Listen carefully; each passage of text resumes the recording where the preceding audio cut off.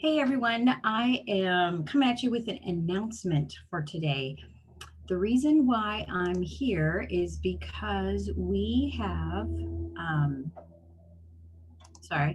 another observing opportunity coming up. And I wanted to kind of give you a little scoop on how to do that. Also, to kind of give you a little bit of a hint of sky navigation again. There's still been some questions. So at the end of lab 3, I have something for sky navigation, but also I'm going to talk to you a little bit about here. So this is Starry Night Software. The old labs used to be built off Starry Night Software. And if you were taking the class in person, you accessed the Starry Night Software on the computers in a lab. But for the summer session, I decided to develop some different labs so that you didn't have to spend the $25 to download this. So anyway, and what we do in here is we have over here on this side, there are tutorials, and then there's these different sessions where you can learn about the different things in the sky. But one thing I want to kind of show you here is we have a view looking south. Now this is of a, this is a computer simulated view. We had a view pointed south, southwest, west, northwest, north, etc. And the time, I'm in Cape Girardeau, Missouri. The time is 8:13 a.m. on June 29th, 2021. And so our next observing opportunity is, and this is a tough one. So there's two coming up actually. So on July 4th, in the morning, you can maybe see Mercury at sunrise. Now, Mercury is really hard to catch. So there's a couple of things that are really interesting for astronomers to catch. The first one being Mercury. It's hard to see. The other planets are hard to see as well. You need binoculars. Well, there's 5 planets that you can see easily. And there is, if you want to see Mercury, if you want to see, you can see that, but you have to like plan for it. If you want to see Uranus and Neptune, you have to have a telescope for those. So anyway,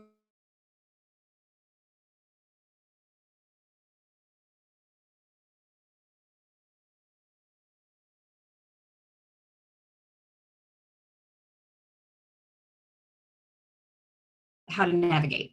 So for our local system, Alt is altitude, Az is azimuth. I always recommend you start with azimuth. So azimuth is basically the compass reading. So if I were to have standing in this field right now with my phone and open my compass or have an old school compass and point it north, it would be at 0 degrees. If I turn until the compass needle was on 90, then I would be pointed east. So this is 90. So this is an azimuth of 90. I keep going, azimuth of 180, keep going around, azimuth of 270, and then come all the way back, and I'm back to 0 again, or 360 if you want to look at it. So this is azimuth 0, because, no, I'm sorry, don't say it wrong.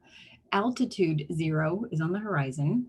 We look directly overhead. This is the zenith, that little right there, that's the zenith. Directly overhead, that's 90.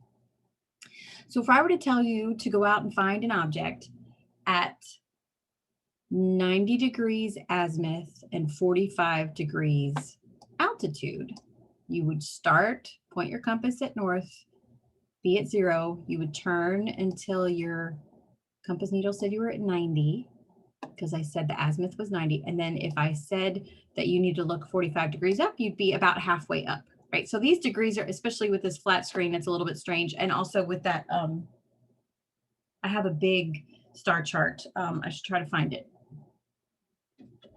I think it's behind me. I just moved it the other day. Anyway, so I would say if we're going azimuth of 90 and altitude of 45, let's see, where's the, there you go. I would say it's right about there. But I would try to find something. Okay, so let's scooch forward. So this, with this software, you can jump. So I have runtime forward here. I'm going to jump. How far did it go? Let's see. We're going to jump by a day. Jump by a day. So you can do it. Okay, so what are you doing? Oh, it's running. No, going way too fast. I just wanted July 4th. Stop it. Stop it. One of the reasons why I didn't make you buy this software is because it's twitchy. Okay, so if you look over there, I'm at June 8th now because it's twitchy software. And so that's one of the reasons why I didn't make you do it. Anyway, okay, so oops, July 4th. Go back. Okay, July 4th.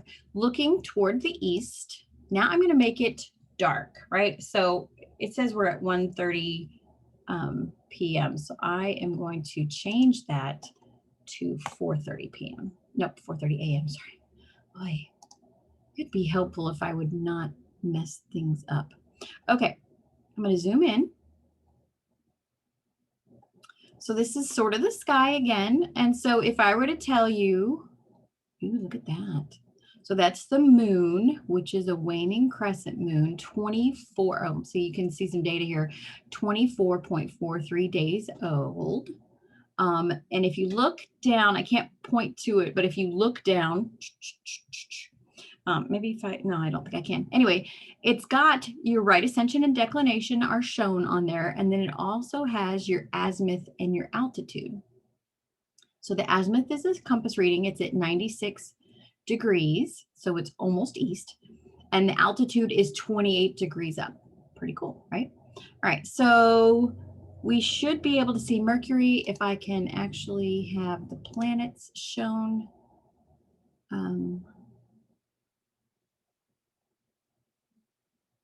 All right, are you gonna, my face is in the way, hold on. Mercury, I'm gonna try to have it show, there we go, there's Mercury. Okay, so on the morning of July 4th at 4:30 in the morning, Mercury is gonna be there. If we switch to 5:30 in the morning, Mercury is gonna be a little bit higher in the sky. Let's try 5 o'clock, oopsies, doggone it. Do you see that? I double clicked it and it made it go to, that's why I didn't make you use this software. Okay, we're going to try this. I have to reset because I double clicked rather than. Okay, July 4th. Let's try 5 a.m. Let's try 5 a.m. Darn it. Did you see what happened? This is what happens in the lab as well.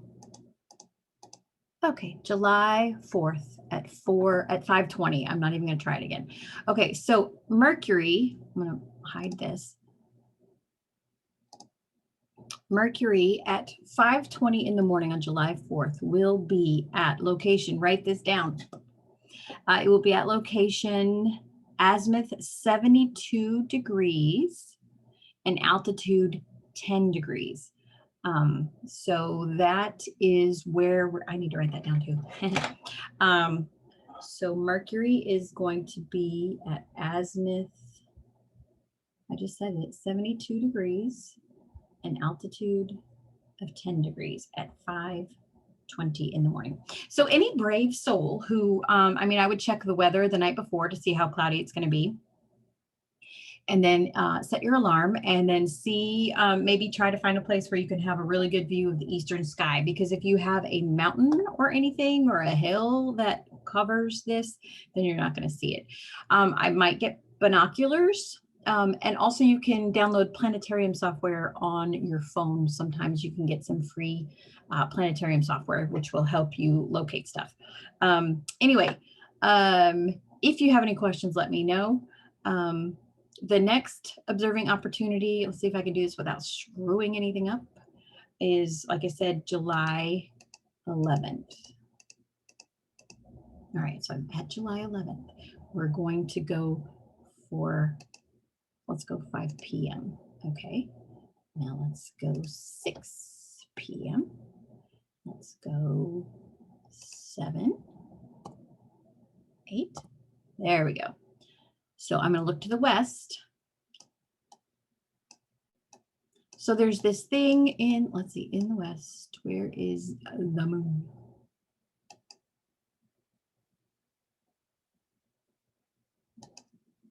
Let's find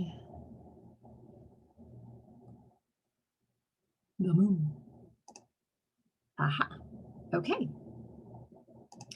So the moon will be a crescent. Oh, there it is. It's behind that cloud. Why did they draw it with the cloud? Anyway, okay, so what happens when we have a new moon?